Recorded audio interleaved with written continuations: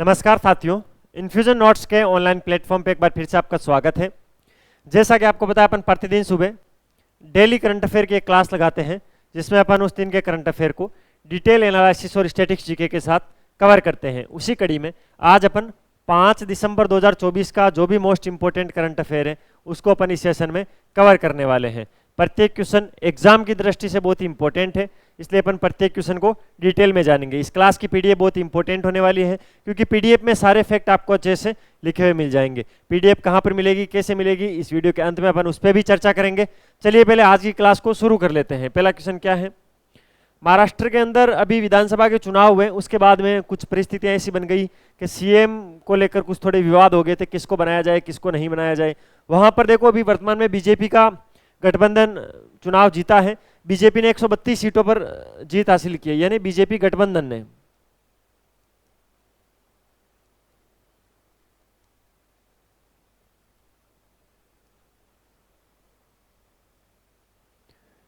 जो बीजेपी का गठबंधन है उसने 132 सीटों पर जीत हासिल की। ठीक है, गठबंधन का मतलब बीजेपी और उसके जो सहयोगी दल थे उन सब ने मिलकर, जो निर्दलीय थे उन सब ने मिलकर 132 सीटें हासिल की हैं। तो जो विधानसभा के अंदर बहुमत हासिल करने वाली पार्टी होती है उसमें से किसी एक व्यक्ति को मुख्यमंत्री के लिए नियुक्त किया जाता है। ठीक है, मुख्यमंत्री के लिए कोई चुनाव नहीं होता है, मुख्यमंत्री के लिए कोई चुनाव नहीं होता है। मुख्यमंत्री को राज्यपाल नियुक्त करता है। किसमें से नियुक्त करता है? जो चुनाव होते हैं वो विधानसभा के लिए होते हैं, चुनाव जो होते हैं वो विधानसभा के लिए होते हैं, मुख्यमंत्री के लिए नहीं होते हैं। उस चुनाव के अंदर जो बहुमत प्राप्त पार्टी होती है उसमें से किसी एक विधायक को मुख्यमंत्री बनाया जाता है। ठीक है, तो मुख्यमंत्री को नियुक्त किया जाता है। कौन नियुक्त करता है? राज्यपाल मुख्यमंत्री को नियुक्त करता है। तो महाराष्ट्र के मुख्यमंत्री के रूप में कौन शपथ लेने वाले हैं? आज 5 दिसंबर है, आज ही ये शपथ समारोह होने वाला है। और जो देवेंद्र फडणवीस है उनको महाराष्ट्र का नया मुख्यमंत्री बनाया गया है। इंपॉर्टेंट है, question as it is format में पूछा जा सकता है करंट के अंदर। महाराष्ट्र के मुख्यमंत्री पद के लिए देवेंद्र फडणवीस है, वो 5 दिसंबर को शपथ लेंगे। ठीक है, बीजेपी दल के हैं, 132 बीजेपी गठबंधन ने सीटें जीती थी। इसके अलावा भाजपा के नेता हैं आशीष शेलार। कौन? आशीष शेलार, उनको क्या बनाया गया है? तो उनको मुख्य सचेतक के रूप में नियुक्त किया गया है। किनको? आशीष शेलार को।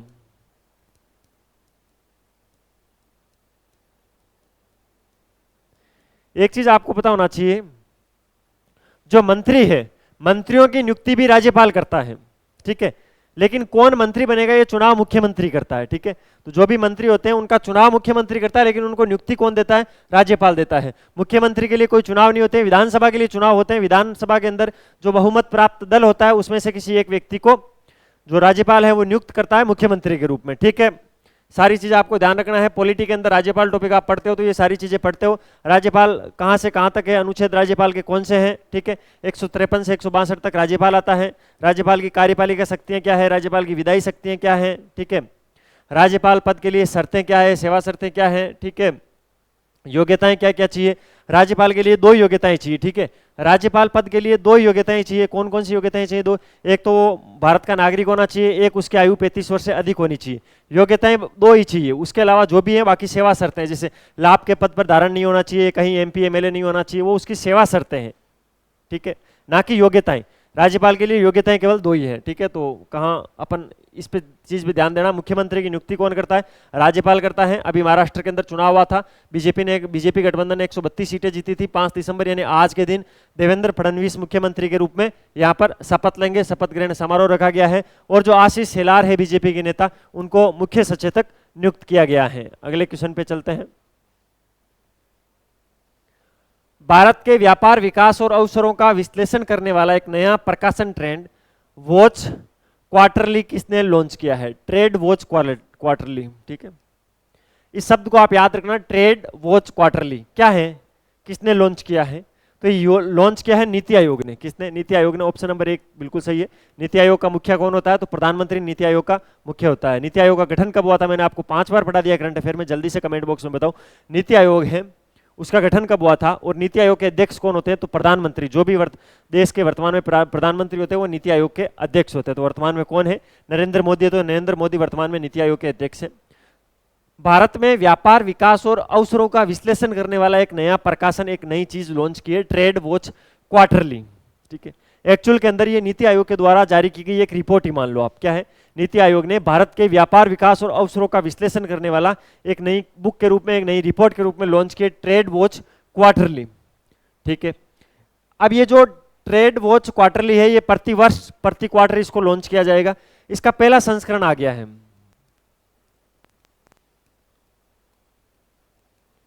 पहला संस्करण है वो लॉन्च कर दिया गया है। अब इसको हर साल लॉन्च किया जाएगा, जिसमें से जो पहला संस्करण है इसका वो लॉन्च किया गया है। ठीक है सर, पहले संस्करण में अगर आपने ट्रेड वॉच क्वार्टरली का पहला संस्करण लॉन्च किया है तो उसमें क्या क्या डेटा दिए हैं इस रिपोर्ट के अंदर, इस प्रकाशन के अंदर आपने क्या क्या डेटा दिए हैं?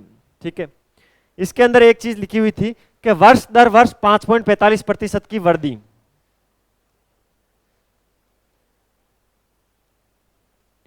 वर्ष दर वर्ष वृद्धि का मतलब क्या हुआ?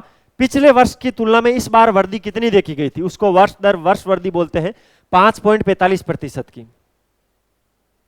एक इस रिपोर्ट के अंदर ये चीज आएगी। दूसरी क्या है, इसके अंदर एक लाइन ये लिखी हुई थी, निर्यात है, निर्यात के अंदर वृद्धि हुई लेकिन बहुत ही कम वृद्धि हुई निर्यात में। निर्यात का मतलब समझते हो? अगर अपने देश के अंदर किसी चीज का ज्यादा प्रोडक्शन हो रहा है, अपनी खपत कम है, दूसरे देश में अगर कम प्रोडक्शन हो रहा है और वहां खपत है, वहां नीड है, तो अपन बेचते हैं तो उसको निर्यात बोलते हैं। उसका विपरीत अगर कोई चीज की अपने कमी है, अपन बाहर से मंगवाते तो उसको आयात बोलते हैं। तो निर्यात के अंदर सीमित वृद्धि हुई, कोई खास वृद्धि नहीं हुई, इस रिपोर्ट में ऐसा लिखा हुआ था। तो निर्यात में सीमित वृद्धि।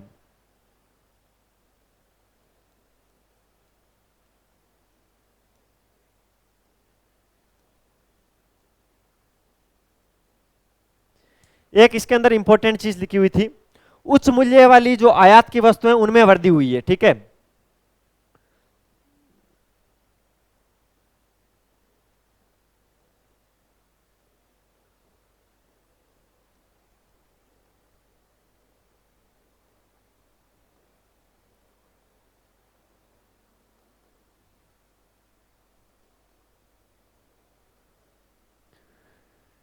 जो उच्च मूल्यों वाली वस्तुएं हैं उनके आयात में तो वृद्धि हुई है, निर्यात के अंदर सीमित वृद्धि हुई है, निर्यात में ज्यादा वृद्धि नहीं हुई है, और वर्ष दर वर्ष वृद्धि 5.45% हुई है।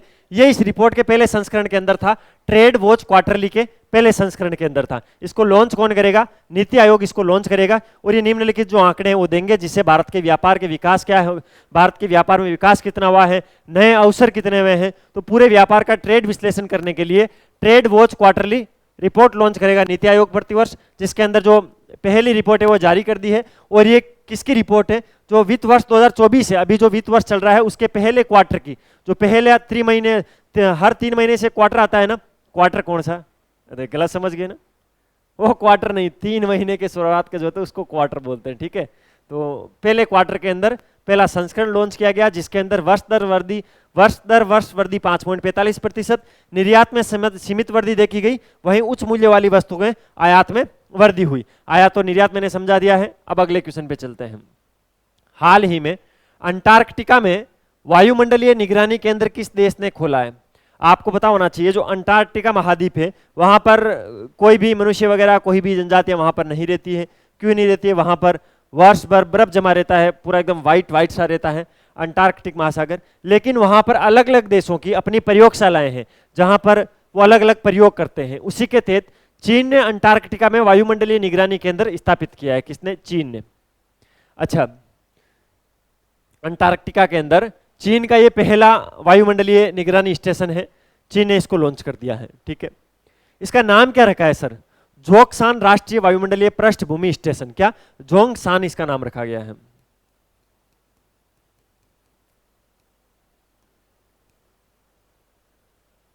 पूरा नाम क्या है? जोंगसान राष्ट्रीय वायुमंडलीय पृष्ठभूमि स्टेशन। वो तो अपन ने देख लिया, वायुमंडलीय निगरानी केंद्र है, तो जोंगसान नाम से इसको रखा गया है। क्या करेगा ये जो है अंटार्कटिका के अंदर जलवायु में जो परिवर्तन होते हैं उस पर निगरानी रखेगा, जिससे जो वैश्विक जलवायु है उसके आंकड़े कुछ निकाले जाएंगे इस स्टेशन के माध्यम से, कि वैश्विक जलवायु है वो कैसे परिवर्तित हो रही है, उस पर अंटार्कटिका महाद्वीप का कितना प्रभाव पड़ रहा है, अंटार्कटिका महाद्वीप की जो जलवायु है वो कितने तीव्र गति से परिवर्तित हो रही है, उसमें क्या क्या परिवर्तन हो रहे हैं, किस प्रकृति के परिवर्तन हो रहे हैं, उन सब का पता लगाने के लिए, उन सब पर निगरानी रखने के लिए चीन ने जोंगसान राष्ट्रीय वायुमंडलीय पृष्ठभूमि स्टेशन स्थापित किया। ठीक है सर। ये कहां पर किया गया सर? अंटार्कटिका के अंदर भी तो कोई जगह होगी जो पूर्वी अंटार्कटिका है, ठीक है। दिशा आप जानते हो, ये उत्तर है, ये दक्षिण है, ये पश्चिम है और ये पूर्व है। जो पूर्व अंटार्कटिका है वहां पर ये जोंगसान को स्थापित किया गया है। कहां पर? लास्ट मैन की हिल है वहां पर। कौन सी? Last man hills. Last man पहाड़ी है, लास्ट मैन पहाड़ी पर जोंगसान राष्ट्रीय वायुमंडलीय पृष्ठभूमि स्टेशन स्थापित किया है चीन ने। और जो लास्ट मैन हिल्स है वो अंटार्कटिका महाद्वीप के पूर्व साइड के अंदर है, ठीक है। यहां तक कोई दिक्कत नहीं। भारत के परिप्रेक्ष्य में क्या चीज पढ़ते हो आप अंटार्कटिका को लेकर? भारत के भी वहां पर स्टेशन बने हुए हैं, वहां पर प्रयोगशालाएं भारत की भी बनी हुई है, उनके नाम आपसे बार बार पूछे जाते हैं। दक्षिणी गंगोत्री, मैत्री और भारती, ठीक है।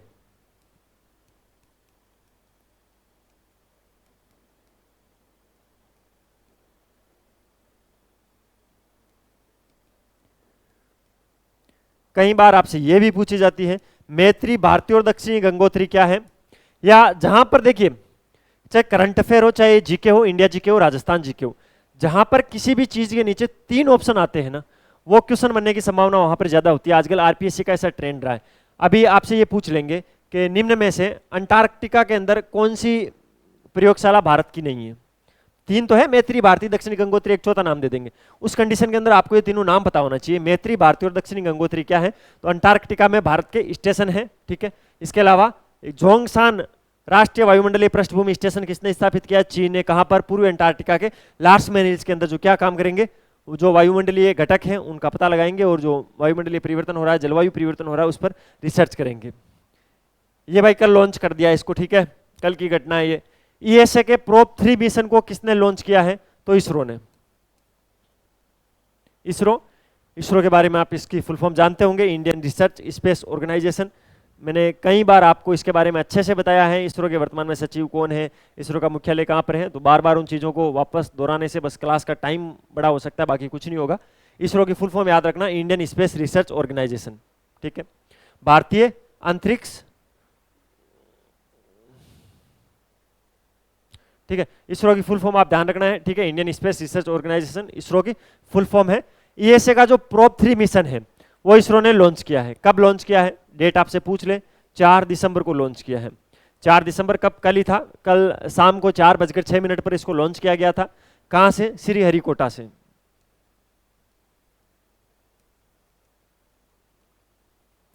ठीक है सर, हमने देखा है कभी कभार लॉन्चिंग स्टेशन पूछ लेते हैं। श्रीहरिकोटा से इसको लॉन्च किया है। किससे? PSLV C-59 से।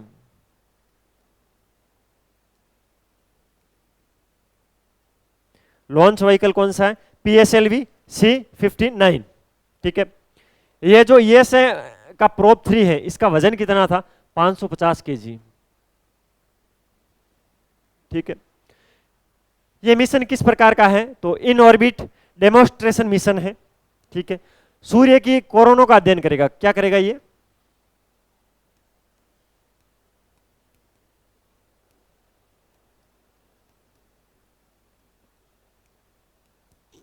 अच्छा सर, सूर्य की कोरोनो टेस्ट करेगा ये? ऐसा नहीं है।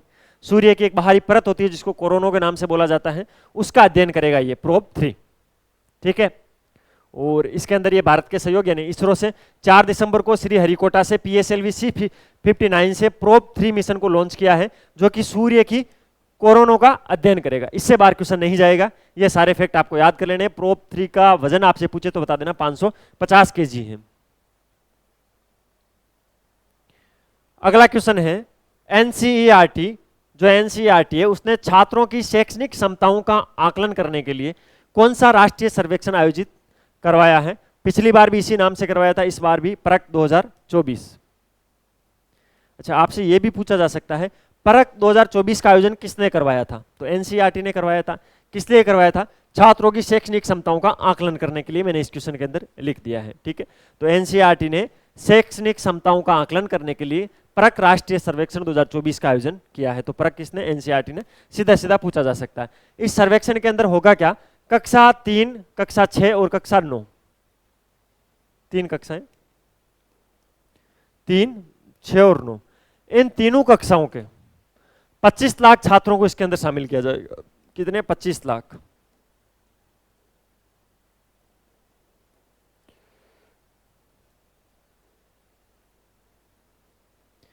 कक्षा 3, 6 और 9 के 25 लाख छात्रों को परख 2024 के अंदर शामिल करेगा एनसीईआरटी। ठीक है, परख का मतलब क्या है? परख का मतलब यही है, समग्र विकास के लिए प्रदर्शन का मूल्यांकन, समीक्षा और ज्ञान का विश्लेषण परख हो गया। ठीक है, इसका मुख्य उद्देश्य क्या है? क्यों इसको लॉन्च करने के पीछे इसका मुख्य उद्देश्य क्या है? क्या करेंगे परख से? बच्चों के तो वैसे अर्धवार्षिक परीक्षा होती है, वार्षिक परीक्षा होती है, उससे ही पता लग जाएगा क्या है। नहीं, एक तो इसके अंदर, परख के अंदर योग्यता आधारित मूल्यांकन किया जाएगा। कैसा?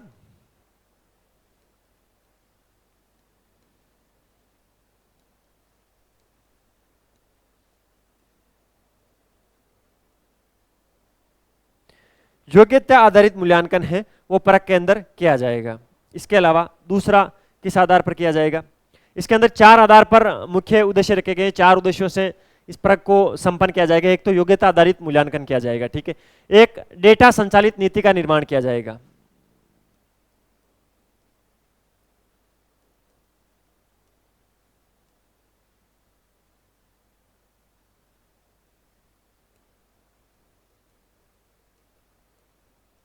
डेटा संचालित नीति का निर्माण भी इसके अंदर किया जाएगा। तीसरा काम इसमें क्या किया जाएगा? जो राष्ट्रीय शैक्षणिक नीति आई थी, एनईपी आई थी, नेशनल एजुकेशन पॉलिसी आई थी 2020 के अंदर, ठीक है, उसके साथ संरेखण करना कि वर्तमान की जो स्थिति है वो एनईपी के साथ कैसी है।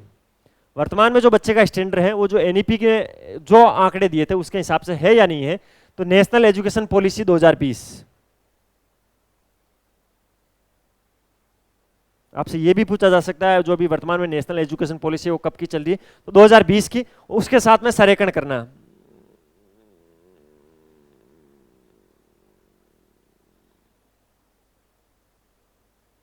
तीन काम तो ये किए जाएंगे। चौथा क्या है? शिक्षक जो है उनको भी सशक्त करना। ठीक है, शिक्षकों को सशक्त करना।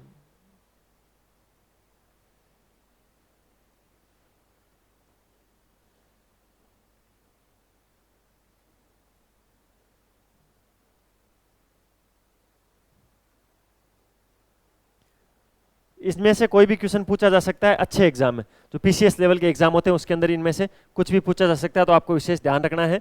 योग्यता आधारित मूल्यांकन करना, डेटा संचालित नीति का निर्माण करना, नेशनल एजुकेशन पॉलिसी 2020 के साथ संरेखित करना और शिक्षकों को सशक्त करना परख 2024 के मुख्य उद्देश्य रखे गए हैं, जो कि एनसीईआरटी के द्वारा शुरू किया जाएगा। कक्षा 3, 6 और 9 के 25 लाख छात्रों को इसके अंदर शामिल किया गया है। नेक्स्ट क्वेश्चन पे चलते हैं। भारतीय नौसेना दिवस कब मनाया जाता है? तो कल अपन ने कौन सा दिवस मनाया था? कल अपन ने भारतीय नौसेना दिवस मनाया था। तो प्रतिवर्ष 4 दिसंबर को भारतीय नौसेना दिवस मनाया जाता है। इंपॉर्टेंट चीज, भारतीय नौसेना दिवस को 4 दिसंबर को क्यों मनाया जाता है? ठीक है, और कब से इसको मनाया जा रहा है? 4 दिसंबर 971 से इसको मनाया जा रहा है। कब से? 971। अच्छा, 971 को ऐसा क्या हुआ था? 971 को आपको पता होना चाहिए, कुछ इंपॉर्टेंट युद्ध चल रहे थे भारत और पाकिस्तान के मध्य, जिसके अंदर नौसेना ने अलग अलग अभियानों को संपन्न किया था 971 के अंदर, और उसमें से ही मुख्य थे जो कराची पर हमला है वो 4 दिसंबर 1971 को किया गया था।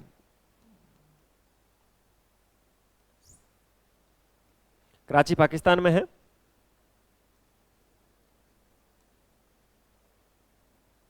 अच्छा, कराची पर हमला किया था, कराची पर हमला कब किया था? वो डेट ही तो इंपॉर्टेंट है। वो डेट है 4 दिसंबर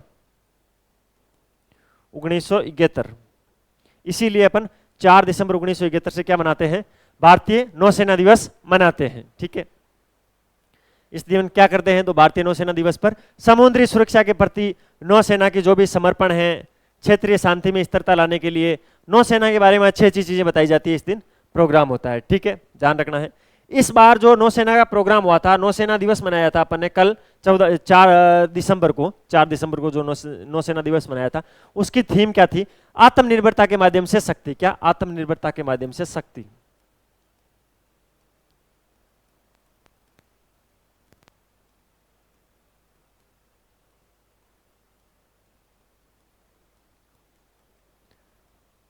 आत्मनिर्भरता के माध्यम से शक्ति 2024 की थीम है। किस प्रोग्राम की थीम है? तो वो है भारतीय नौसेना दिवस की। ध्यान रखना है, आत्मनिर्भरता के माध्यम से शक्ति इस बार की थीम रखी गई है। सारे फैक्ट अच्छे से रट लेना। अगले क्वेश्चन पे चलते हैं। लो भाई, भारत का 27वां टाइगर रिजर्व बन गया है, अधिसूचित कर दिया गया है। किसको बनाया गया है, क्या बनाया गया है, पूरा मैटर अपन जानते हैं। पहले तो क्वेश्चन को पढ़ लीजिए। भारत के 57वें टाइगर रिजर्व के रूप में किसे अधिसूचित किया गया है, किसको अधिसूचित किया भाई, तो वो किया है रातापानी टाइगर रिजर्व। कहां पर है, मध्य प्रदेश।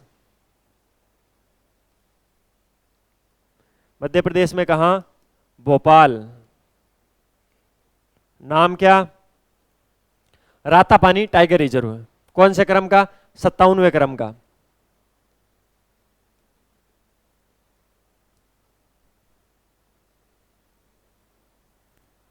सत्तावनवें क्रम का टाइगर रिजर्व बना है। यहां तक कोई दिक्कत, मध्य प्रदेश भोपाल के अंदर 57वें क्रम का टाइगर रिजर्व बना है, रातापानी टाइगर रिजर्व इसका नाम है। अब इसके बारे में कुछ थोड़ी फैक्चुअल बातें कर लेते हैं, बाई द वे अगर एग्जाम में पूछ भी ले तो, ठीक है, तो इसके बारे में कुछ फैक्चुअल बातें अपन कर लेते हैं। इस ये कितने क्षेत्र में फैला हुआ है, 1271.4 वर्ग किलोमीटर में। कितने, 1271.4 वर्ग किलोमीटर।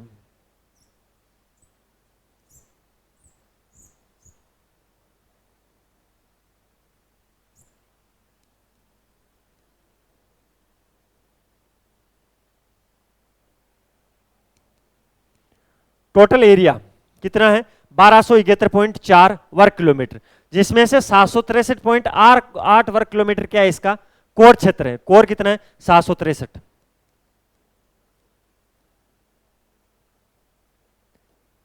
ठीक है, अच्छा, कोर के अलावा क्या होता है, एक आपको पता होना चाहिए बफर भी होता है। ठीक है, एक कोर क्षेत्र होता है किसी भी रिजर्व का, और दूसरा होता है बफर क्षेत्र। 507.6 वर्ग किलोमीटर में बफर क्षेत्र है।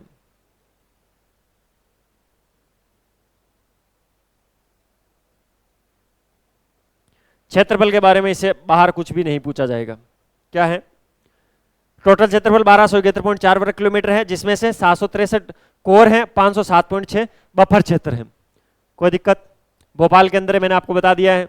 2 दिसंबर को इसकी अधिसूचना जारी हुई थी। अधिसूचना कब जारी हुई थी, 2 दिसंबर को इसको टाइगर रिजर्व के रूप में रिजर्व कर दिया गया, अधिसूचना जारी हो गई है। ठीक है, अब बात करते हैं केवल मध्य प्रदेश की। मध्य प्रदेश के अंदर, यह मध्य प्रदेश का 9वां टाइगर रिजर्व है। कौन सा, 9वां।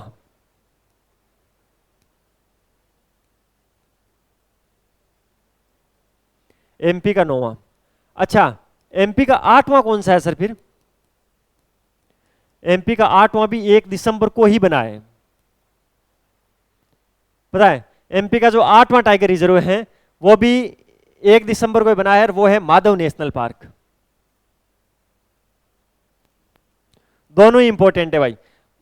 1 तारीख को तो माधव नेशनल पार्क को बनाया गया था, 56वां टाइगर रिजर्व। ये कौन सा है, 56वां देश का। उसके बाद में 57वें के रूप में 2 दिसंबर को रातापानी टाइगर रिजर्व मध्य प्रदेश भोपाल में उसको बनाया गया है। तो माधव नेशनल पार्क और रातापानी टाइगर रिजर्व दोनों कहां पर है, माधव नेशनल पार्क और रातापानी दोनों मध्य प्रदेश के अंदर है।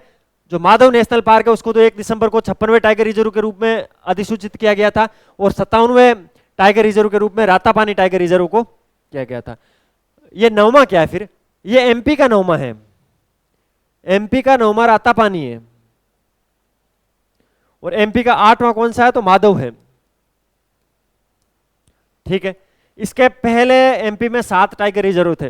राजस्थान में जैसे 4 टाइगर रिजर्व हैं, 5 टाइगर रिजर्व, उसी प्रकार एमपी में 7 टाइगर रिजर्व थे पहले। कौन कौन से, कान्हा था, कान्हा शुरू से आपको पता होना चाहिए टाइगर रिजर्व है। उसके अलावा बांधवगढ़, पेच, पन्ना, सतपुड़ा, संजय दुबारी, और इसके अलावा एक नोरादेही नाम से है। तो ये 7 पहले से थे।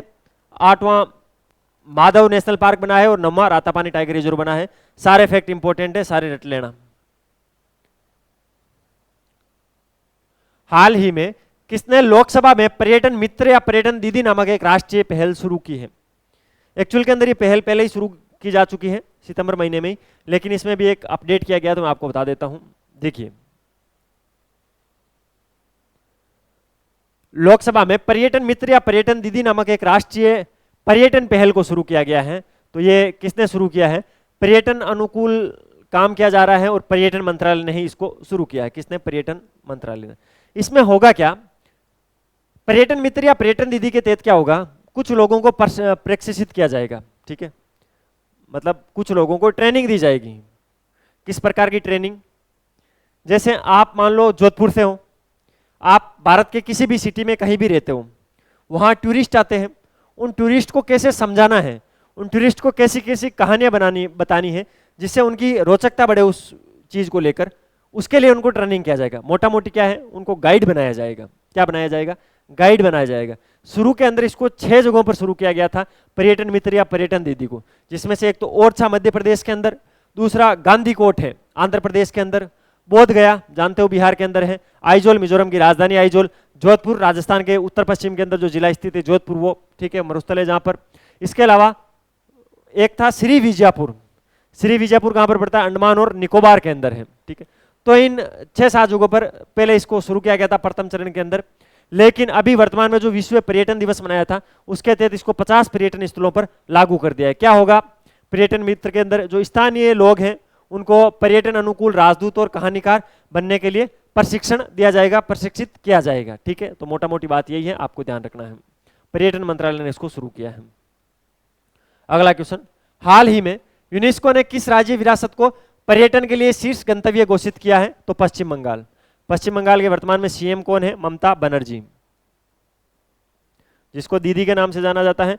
ममता बनर्जी वर्तमान के अंदर पश्चिम बंगाल के मुख्यमंत्री है, और इन्होंने जो इनका जो पश्चिम बंगाल है उसको शीर्ष गंतव्य घोषित किया है। किसने? यूनेस्को ने। इंपॉर्टेंट है, ध्यान रखना है।